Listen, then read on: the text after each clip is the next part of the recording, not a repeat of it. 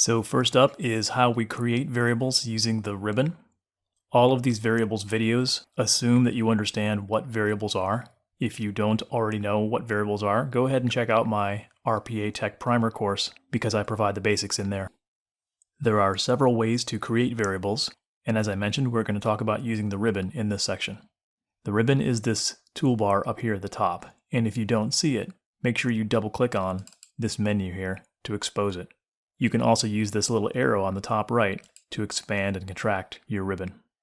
So to create a variable using the ribbon, you simply use this button here called Create Variable, and when you click on it, you can see there are several basic types of variables we can create.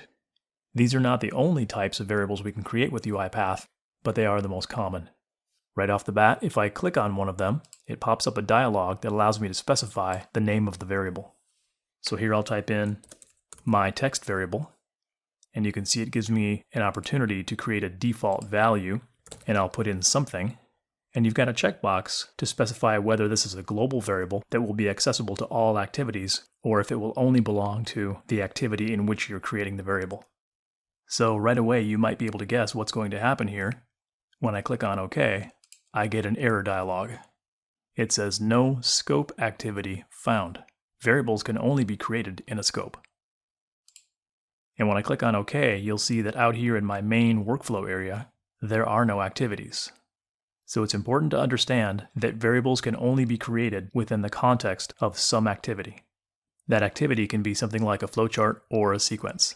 So in this case, let's demonstrate both. I'll type in flowchart over here in the activities panel, and I'll drag this flowchart onto my workflow area. So now that we have a flowchart here, that should allow us to create a new variable. So I'll repeat what I did before. I click on Create Variable. We'll say text. I'll call this my text variable. I'll give it a default value of some value, and I will not make it global. So when I click on OK, notice that it pops up the variables pane down here at the bottom. That's actually the subject of our next lecture, but for now just realize that you can open and close the variables pane by clicking on the word variables down there at the bottom. And you can see that our variable was in fact created. And even though we specified that it would be a text variable, the actual variable type is string. And you can see that it's holding our default value of some value. So if I hide the variables pane, and now I start typing sequence over here, and I drag a sequence onto our workflow, and I double click on that sequence, now we're inside the sequence. I click on Create Variable again. This time let's create a number. I'll give this a name of my number. And notice I'm not using quotes when I provide these variable names. I'll leave the default value as 0 and click OK.